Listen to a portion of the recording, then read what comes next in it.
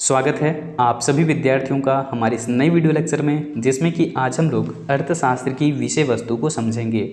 हम लोग यह देखेंगे कि व्यष्टि अर्थशास्त्र क्या है और उनकी कौन कौन सी विशेषताएं हैं। चलिए शुरुआत करते हैं। ध्यान रखिए कि यहाँ पर दो शब्द हैं, व्यष्टि और समष्टि। अर्थशास्त्र में ये दोनों शब्द बहुत ज़्यादा प्रयोग किया जाता है, यानी कि माइक्रो एंड मैक्रो। इन दोनों शब्दों की रचना और इन दोनों शब्दों का प्रयोग सबसे पहले वर्ष 1933 में प्रोफेसर रैगनर फ्रिश ने किया था। कब किया था? वर्ष 1933 ईस्वी में व्यष्टि और समष्टि यानी कि माइक्रो एंड मैक्रो, इन दोनों शब्दों का सबसे पहली बार प्रयोग किया गया वर्ष 1933 में। किनके द्वारा? तो भाई ध्यान रखिएगा, रैगनर फ्रिश के द्वारा सबसे पहले प्रयोग किया गया था वर्ष 1933 ईस्वी में, है ना। और ये रैगनर फ्रिश ओस्लो विश्वविद्यालय यानी कि ओस्लो यूनिवर्सिटी के प्रोफेसर थे। दुनिया के ऐसे पहले व्यक्ति हैं रैगनर फ्रिश जिन्हें सबसे पहले अर्थशास्त्र के क्षेत्र में नोबेल पुरस्कार प्रदान किया गया है। वर्ष 1968 में ही नोबेल पुरस्कार में जो है वो अर्थशास्त्र को शामिल किया गया। वैसे तो आपको बता दें कि नोबेल पुरस्कार वर्ष 1901 से ही दिया जाता है, 5 विषयों के लिए दिया जाता था पहले। ये 5 विषय कौन कौन से हुआ करते थे, जरा ध्यान दीजिएगा। पहला एक हुआ करता था आपका क्या, साहित्य के क्षेत्र में, शांति के क्षेत्र में, चिकित्सा के क्षेत्र में, भौतिकी यानी कि फिजिक्स के क्षेत्र में, रसायन यानी कि केमिस्ट्री के क्षेत्र में, और अब शामिल किया गया है अर्थशास्त्र को। तो टोटल अब 6 विषय हो गए हैं जिसमें कि नोबेल पुरस्कार दिया जाता है। तो नोबेल पुरस्कार प्रदान यानी कि किया जाता है अब 6 विषयों के लिए। और वर्ष 1969 में पहली बार जो है अर्थशास्त्र के क्षेत्र में रैगनर फ्रिश को नोबेल पुरस्कार से सम्मानित किया गया। चलिए आगे बढ़ते हैं। अब यहाँ पर ध्यान रखिए, एक क्वेश्चन टाइप से हम लोग जो हैं बनाएंगे, क्योंकि ये हमेशा से पूछा जाता है आपको कि व्यष्टि अर्थशास्त्र क्या है, यानी कि व्हाट इज माइक्रो इकोनॉमिक्स। तो इसका जवाब बहुत ही हम लोग आसानी तरीके से दे सकते हैं, सटीक तरीके से जवाब दे सकते हैं। पहले आप अर्थ जरूर बता दीजिएगा, क्या बताना है, कैसे बताना है, ध्यान दीजिए। व्यष्टि जिसको हम लोग अंग्रेजी में माइक्रो बोलते हैं, तो इसलिए मैंने इस तरीके से लिखा है कि व्यष्टि जिसका अंग्रेजी माइक्रो होता है, यह माइक्रो शब्द ग्रीक भाषा के पूछा जाता है कि ये माइक्रो टर्म किस भाषा से आया है या फिर किस भाषा से उद्धृत हुआ है। तो ध्यान रखिएगा, ये ग्रीक भाषा से आया है। और ग्रीक भाषा में कौन सा वर्ड से? तो MIKROS यानी कि माइक्रोज। और इस माइक्रोज शब्द का मतलब होता है छोटा, यानी कि हम कह सकते हैं इस प्रकार से कि व्यष्टि अर्थशास्त्र जो है, वो शब्द जो व्यष्टि है ना, उसको हम लोग अंग्रेजी में बोलते हैं माइक्रो। और ये जो माइक्रो शब्द है, ये ग्रीक भाषा के माइक्रोज शब्द से बना है, जिसका अर्थ होता है छोटा। उम्मीद है समझ में आ गया होगा। इस तरह से हम कह सकते हैं कि व्यष्टि अर्थशास्त्र के अंतर्गत अर्थव्यवस्था के छोटे छोटे आर्थिक चरों का अध्ययन किया जाता है। ये छोटे आर्थिक चर क्या होते हैं? इससे पहले यह ध्यान दीजिए कि आर्थिक चर हम लोग कहते किसको हैं। आर्थिक चर का मतलब हुआ उत्पादन, आर्थिक चर का मतलब हुआ लोगों के आय यानी कि इनकम्स। इसके अलावा हम कह सकते हैं हमारी मांग, हमारे द्वारा किया गया पूर्ति, इस तरह की चीज़ें जो होगी उसे हम आर्थिक चर कहते हैं। यानी कि कहीं ना कहीं ये धन, संपत्ति या संसाधन से संबंधित होगा, और ये चीज़ें समय के साथ बदल जाता है, इसीलिए इनको हम चर कह रहे हैं, वेरिएबल कह रहे हैं। उम्मीद है समझ में आ गया होगा। जैसे व्यक्तियों के जो इनकम होते हैं वो हमेशा एक जैसे नहीं रहते, और ना ही मांग हमारा एक जैसा रहता है, ना ही बाजार में किसी वस्तु की पूर्ति एक जैसे रहती है। तो ये सब सभी जो है वो आर्थिक चर माने जाते हैं। लोगों के बचत, निवेश या फिर उत्पादन का स्तर भी एक जैसा नहीं रहता है, तो इन सभी को हम कहते हैं आर्थिक चर। तो जो छोटे छोटे आर्थिक चर होते हैं, उन छोटे छोटे आर्थिक चरों का अध्ययन व्यष्टि अर्थशास्त्र में ही किया जाता है। उम्मीद है समझ में आ गया होगा। अब व्यष्टि अर्थशास्त्र के अंतर्गत जो है वो हम व्यक्तिगत इकाइयों का भी अध्ययन करते हैं। कह लीजिए किसका अध्ययन करते हैं? व्यक्तिगत इकाइयों का अध्ययन व्यष्टि अर्थशास्त्र में करते हैं। जैसे कि हम एक व्यक्ति हैं, तो हम किसी वस्तु का कितना उपभोग करते हैं, इसका अध्ययन आपको व्यष्टि अर्थशास्त्र में मिलता है। यानी कि उपभोक्ता के व्यवहार के सिद्धांत का अध्ययन हम व्यष्टि अर्थशास्त्र में करते हैं। इसी तरीके से कोई एक उत्पादक या फिर फर्म कितना किसी वस्तु की पूर्ति करता है, इसका अध्ययन आप व्यष्टि अर्थशास्त्र में ही पाते हैं। समझ में आ गया होगा। तो जितना भी व्यक्तिगत इकाइयों का अध्ययन होगा वो हम व्यष्टि अर्थशास्त्र के अंतर्गत अध्ययन करेंगे, जैसे कि व्यक्तिगत उपभोक्ता, व्यक्तिगत फर्म, व्यक्तिगत उद्योग। इसी तरह से किसी एक परिवार का अध्ययन भी हम लोग व्यष्टि अर्थशास्त्र के अंतर्गत ही करते हैं। चूँकि व्यष्टि अर्थशास्त्र में यह भी हम लोग जो है पढ़ते हैं कि किसी वस्तु या फिर किसी साधन का मूल्य किस प्रकार से निर्धारित होता है या फिर किस प्रकार से तय किया जाता है, इसलिए हम इसे कीमत सिद्धांत या फिर मूल्य सिद्धांत भी कहते हैं। किसको? व्यष्टि अर्थशास्त्र को हम लोग कीमत सिद्धांत भी कहते हैं या फिर मूल्य सिद्धांत कहते हैं। अंग्रेजी में हम इसे प्राइस थ्योरी कहते हैं। उम्मीद है ये बात समझ में आ गया होगा कि व्यष्टि का मतलब क्या होता है। व्यष्टि जो है इसका मतलब होता है क्या? छोटा। क्यों? क्योंकि यहाँ पर व्यष्टि जो शब्द है इसका अंग्रेजी क्या होता है? माइक्रो। और ये जो माइक्रो टर्म है, ये माइक्रो टर्म कहाँ से आया भाई? तो ये माइक्रो टर्म आया था ग्रीक भाषा के माइक्रोज शब्द से। किस शब्द से? माइक्रोज शब्द से। और माइक्रोज जो है वो ग्रीक भाषा का एक शब्द है और इस माइक्रोज का ही मतलब होता है छोटा। इसलिए हम कह सकते हैं कि व्यष्टि का भी मतलब क्या होता है? छोटा। समझ में आ गया? तो अर्थ बता दीजिए। उसके बाद हमने यहीं पर डेफिनेशन भी ऐड कर दिया है कि अर्थशास्त्र के अंतर्गत हम लोग छोटे छोटे आर्थिक चरों का अध्ययन करते हैं। ध्यान रखिएगा कि इन छोटे चरों का प्रभाव बहुत कम होता है, पूरी अर्थव्यवस्था को ये प्रभावित नहीं कर पाते हैं। आगे हम इस पर जरूर चर्चा कर देंगे। और ध्यान रखिए यह भी कि व्यष्टि अर्थशास्त्र के अंतर्गत हम लोग पूरी अर्थव्यवस्था का अध्ययन नहीं करेंगे, बल्कि पूरी अर्थव्यवस्था से एक छोटे जो है वो आर्थिक चरों का अध्ययन करेंगे। दैट मीन्स कि व्यक्तिगत इकाइयों का अध्ययन करते हैं, जैसे कि व्यक्तिगत उपभोक्ता, व्यक्तिगत फर्म, व्यक्तिगत उद्योग। इन सब का अध्ययन हम लोग व्यष्टि अर्थशास्त्र में ही करेंगे। क्योंकि व्यष्टि अर्थशास्त्र में हम यह भी देखते हैं कि किसी वस्तु का मूल्य या फिर किसी एक साधन का मूल्य, जैसे कि किसी मजदूर की मजदूरी कितने तय होगी, भूमि पर लगान कितना तय होगा, इन सारे तरह के जो सिद्धांत होंगे ये हम लोग व्यष्टि अर्थशास्त्र में पढ़ते हैं, माइक्रो इकोनॉमिक्स में पढ़ते हैं। और इसी वजह से व्यष्टि अर्थशास्त्र को मूल्य सिद्धांत या फिर कीमत सिद्धांत कहा जाता है और अंग्रेजी में हम इसे प्राइस थ्योरी कहते हैं। उम्मीद है ये बात समझ में अच्छे से आ गया होगा। अब चलिए आगे बढ़ते हैं। अब हम लोग आगे देखेंगे क्या? अर्थशास्त्र को देखिए, यहाँ पर मैंने जो है व्यष्टि अर्थशास्त्र को अंग्रेजी से भी डिफाइन कर दिया है अलग तरीके से। आप चाहें तो इसे भी आसानी से रीड कर पाएंगे। मैंने जो है वो फ्रंट अच्छे से कर दिया है। आप लोगों का थोड़ा सा जो प्रॉब्लम था कि वर्ड थोड़ा सा छोटा है, तो मैंने अच्छे से कर दिया इसको। ध्यान रखिएगा। देखिए क्या मैंने मेंशन किया है। The term micro is derived from the word माइक्रोज। किस भाषा से आया है? माइक्रोज से आया है। और ये ध्यान रखिए कि ग्रीक भाषा के एक टर्म है ना। माइक्रोज क्या है? ग्रीक भाषा के एक टर्म है और इस माइक्रोज का ही मीनिंग होता है क्या? स्मॉल। इन दिस वे, यानी कि इस प्रकार या फिर इस तरह हम कह सकते हैं कि small economic variable of the economy are studied under micro economics.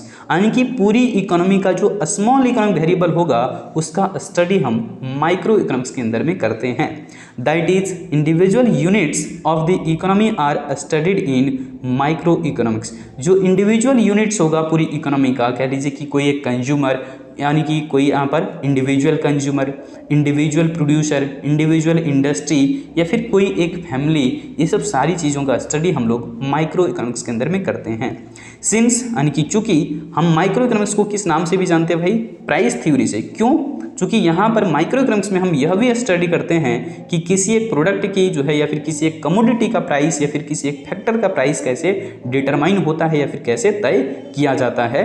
और इसी वजह से माइक्रो इकोनॉमिक्स को हम लोग प्राइस थ्योरी या फिर कह सकते हैं हिंदी में इसे मूल्य सिद्धांत या फिर कीमत सिद्धांत के भी नाम से जानते हैं। उम्मीद है ये आपको समझ में आ गया होगा। चलिए आगे बढ़ते हैं। अब हम लोग देखें कुछ अल्टरनेटिव नेम। आप लोगों को यहाँ से भी सवाल हो सकता है कि पूछ दिया जाए कि व्यष्टि अर्थशास्त्र की कौन से जो है वैकल्पिक नाम है। तो ध्यान रखिएगा, व्यष्टि अर्थशास्त्र को हम लोग व्यक्तिगत अर्थशास्त्र भी कहते हैं और अंग्रेजी में इंडिविजुअल इकोनॉमिक्स बोल सकते हैं। दूसरा, व्यष्टिपरक अर्थशास्त्र भी कह सकते हैं हिंदी में, हालांकि अंग्रेजी में इसका भी वही नाम है, इंडिविजुअल इकोनॉमिक्स ही। और हम लोग हिंदी में इसे सूक्ष्म अर्थशास्त्र या फिर माइक्रो इकोनॉमिक्स अंग्रेजी में कह सकते हैं। ठीक है, इसके अलावा मूल्य सिद्धांत या फिर कीमत सिद्धांत भी व्यष्टि अर्थशास्त्र का ही एक अन्य नाम है, जिसे अंग्रेजी में हम प्राइस थ्योरी कहते हैं। तो सबसे ज़्यादा जो पूछा जाता है वो यही है कि प्राइस थ्योरी के नाम से किसे जाना जाता है, व्यष्टि अर्थशास्त्र या समष्टि अर्थशास्त्र। तो ध्यान में आ गया अब आपका कि व्यष्टि अर्थशास्त्र को ही हम लोग प्राइस थ्योरी या फिर मूल्य सिद्धांत या फिर कीमत सिद्धांत कहते हैं। किसको? व्यष्टि अर्थशास्त्र को। चलिए अब हम लोग देखते हैं व्यष्टि अर्थशास्त्र की परिभाषा। हमने यहाँ पर एक अर्थशास्त्री का डेफिनेशन लिया है और फिर से हम आपको दूसरे अर्थशास्त्री का भी डेफिनेशन दिखाएंगे। पहले अर्थशास्त्री जो है वो कौन है? प्रोफेसर के.ई. बोल्डिंग। के.ई. बोल्डिंग के अनुसार हमने क्या लिखा है कि व्यष्टि अर्थशास्त्र विशिष्ट फर्मों, विशिष्ट विचारों, विशिष्ट मूल्यों, मजदूरियों, आयों यानी कि इनकम्स और व्यक्तिगत उद्योगों एवं विशिष्ट वस्तुओं का अध्ययन है। यानी कि micro economics is the study of particular, यहाँ पर कह सकते हैं firm, particular ideas, particular prices, wages, incomes और individual industries and particular commodities का यानी कि स्टडी इसमें किया जाता है। उम्मीद है आपको ये बात समझ में आ गया होगा कि ये हमेशा इंडिविजुअल स्टडी की बात किए हुए हैं जो कि माइक्रो इकोनॉमिक्स में किया जाता है। ठीक है, क्लियर है। अब बढ़ते हैं हम लोग प्रोफेसर जे.के. मेहता के डेफिनेशन की तरफ। Professor JK. मेहता क्या कहते हैं?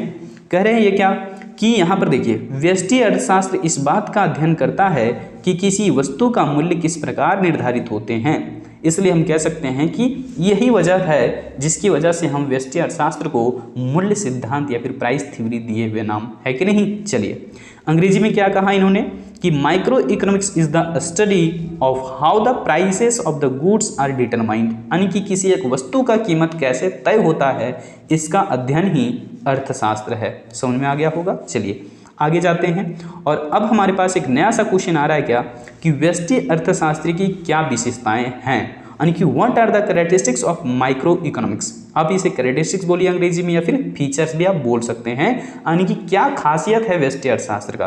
तो अब तक हम लोगों ने देखा इसमें कि बहुत सारी विशेषताएं अलग अलग हो सकती है, जैसे कि व्यक्तिगत इकाइयों का अध्ययन करना, छोटे चरों का अध्ययन करना और इसके अलावा मूल्यों का अध्ययन करना, है ना। तो वैसे तो बहुत सारी यानी कि विशेषताएं निकल सकती है, लेकिन हमें एग्जामिनेशन के पॉइंट ऑफ व्यू से लिखना है कुछ प्रमुख विशेषताएं, यानी कि मेन कैरेक्टरिस्टिक्स को ही हम लोग लिखेंगे। तो देखिए मैंने यहाँ पर कैसे मेंशन कर रखा है कि व्यष्टि अर्थशास्त्र अर्थव्यवस्था की व्यक्तिगत इकाइयों का अध्ययन करता है। किसका अध्ययन? व्यक्तिगत इकाइयों का, यानी कि इंडिविजुअल यूनिट्स का स्टडी करता है माइक्रो इकोनॉमिक्स। क्लियर हो गया होगा। दूसरी बात क्या है कि व्यष्टि अर्थशास्त्र में अर्थव्यवस्था के छोटे छोटे आर्थिक चरों का अध्ययन किया जाता है। किसका? छोटे छोटे आर्थिक चरों का, यानी कि स्मॉल इकोनॉमिक वेरिएबल का स्टडी किया जाता है। इन चरों का प्रभाव, ध्यान रखिएगा, इतना कम होता है कि ये पूरी अर्थव्यवस्था पर जो है अपना प्रभाव नहीं डालते हैं, यानी कि इनके परिवर्तनों से पूरी अर्थव्यवस्था प्रभावित होने वाली नहीं होती है। जैसे कि हम एक व्यक्ति हैं, यानी कि व्यक्तिगत इकाइयों का अध्ययन तो व्यष्टि अर्थशास्त्र में किया जाता है। अब हम क्या कह रहे हैं कि मान लीजिए कि हम जो है किसी वस्तु की डिमांड पहले अच्छे खासे में कर रहे थे, लेकिन अब क्या कह रहे हैं कि कोई भी वस्तु अब हम खरीदने के लिए बंद कर दिए। मान लीजिए किसी स्पेसिफिक कंपनी, जैसे मान लीजिए कि हम ग्लेशियर पेन परचेज करते हैं तो ठीक है, लेकिन अब हम क्या करें कि मुझे ग्लेशियर पेन अब नहीं चाहिए, तो क्या ग्लेशियर कंपनी बंद हो जाएगी? बिल्कुल भी नहीं, क्योंकि इसके जो है वो करोड़ों कंज्यूमर्स हैं पूरी दुनिया में या फिर पूरे भारत के अंदर में कह सकते हैं। इसलिए हम कहेंगे कि ये जो कंपनी है ये अपना प्रोडक्शन बनाए रखेगा, ये हम ज़्यादा इसको अफेक्ट नहीं कर पाएंगे। तो इसलिए हम लोगों ने कहा क्या कि व्यष्टि अर्थशास्त्र में छोटे आर्थिक चरों का अध्ययन किया जाता है और इन चरों का प्रभाव इतना कम होता है कि इनके परिवर्तनों का प्रभाव जो है वो पूरी अर्थव्यवस्था पर नहीं पड़ता है। उम्मीद है समझ में आ गया होगा। उसी चीज़ को मैंने यहाँ पर अंग्रेजी से मेंशन कर दिया कि small economic variables of the economy are studied in microeconomics. The effect of these variables is so small, बहुत छोटा होता है, that their changes do not affect the entire economy, यानी कि इन परिवर्तनों का प्रभाव पूरी अर्थव्यवस्था पर पड़ने वाला नहीं है। चलिए आगे बढ़ते हैं। यहाँ पर मैंने तीसरा जो कैरेक्टरिस्टिक्स क्या मेंशन किया है व्यष्टि अर्थशास्त्र का, ध्यान दीजिएगा। मैंने लिखा कि व्यष्टि अर्थशास्त्र में मांग एवं पूर्ति के सिद्धांत का अध्ययन किया जाता है। हम लोग देखेंगे यूनिट 2 के अंदर में डिमांड से रिलेटेड कंसेप्ट, और यूनिट 3 में हम लोग देखते हैं तो यहाँ पर प्रोडक्शन एंड थ्योरी जो होते हैं लागत वगैरह का, उसमें हम लोग जाकर के देखेंगे पूर्ति का सिद्धांत। तो आपको समझ में आएगा कि मांग और पूर्ति के सिद्धांत का अध्ययन भी हम लोग व्यष्टि अर्थशास्त्र में ही करते हैं, और इन सिद्धांतों की सहायता से ही हम लोग यह तय कर पाते हैं कि किसी वस्तु या फिर किसी साधन का कीमत कितना तय होगा, यानी कि कितना होगा। ठीक है, मतलब हम लोग मांग और पूर्ति दोनों सिद्धांतों को पढ़ने के बाद दोनों को जब एक साथ में पढ़ेंगे तो उस समय जो है हम ये देख पाएंगे कि मांग और पूर्ति के द्वारा किसी वस्तु का मूल्य या फिर किसी साधन का मूल्य कैसे तय किया जाता है। ठीक है, इसलिए तो हम लोग व्यष्टि अर्थशास्त्र को कीमत सिद्धांत या फिर मूल्य सिद्धांत कह रहे थे, क्योंकि किसी भी वस्तु का या फिर किसी भी साधन का कीमत कितना तय होगा ये हम लोग व्यष्टि अर्थशास्त्र से समझ पाते हैं। उम्मीद है कि यहाँ तक आप समझ पाए होंगे। देखिए, उसी चीज़ को मैंने यहाँ पर अंग्रेजी में मेंशन कर दिया। लिखा मैंने क्या कि the theory of demand and supply is studied in microeconomics, यानी कि मांग और पूर्ति के जो सिद्धांत का अध्ययन है ये हम माइक्रो इकोनॉमिक्स के अंदर में करते हैं। With the help of these principles, इन सिद्धांतों की सहायता से individual prices of the goods and resources are determined, यानी कि किसी वस्तु की कीमत या फिर किसी साधन का कीमत जो है वो इन्हीं सारी सिद्धांतों की मदद से हम लोग कर पाते हैं, यानी कि मांग और पूर्ति के आधार पर ही हम लोग किसी वस्तु का कीमत तय कर पाते हैं। जैसे आपको हम शॉर्ट में अगर बताएं तो यहाँ पर देख लीजिए, यहाँ पर हम रखते हैं quantity demanded and quantity supply x axis पर, है ना, इसलिए इसको क्वांटिटी एक्सिस भी बोलते हैं हम लोग, और प्राइस को वाई एक्सिस पर रखते हैं तो इसलिए हम लोग इसको प्राइस एक्सिस भी बोलेंगे। तो डिमांड तो ऐसे होता है नेगेटिव स्लोप वाला, है ना, ये हमारा डिमांड कर्व हो गया, और हमारा जो सप्लाई कर्व होता है वो ऐसे होता है अपवर्ड स्लोपिंग। तो ये देखिए दोनों एक दूसरे को इंटरसेक्ट किया तो दैट मीन्स कि यहाँ पर क्वांटिटी तय हो गया और इधर प्राइस तय हो गया। तो इस तरीके से हम लोग देखने वाले हैं माइक्रो इकोनॉमिक्स के अंदर में ही बाजार वाले चैप्टर में, जहाँ पर हम लोग प्राइस डिटर्मिनेशन समझेंगे under perfect competition, under monopoly और मोनोपोलिस्टिक, है ना।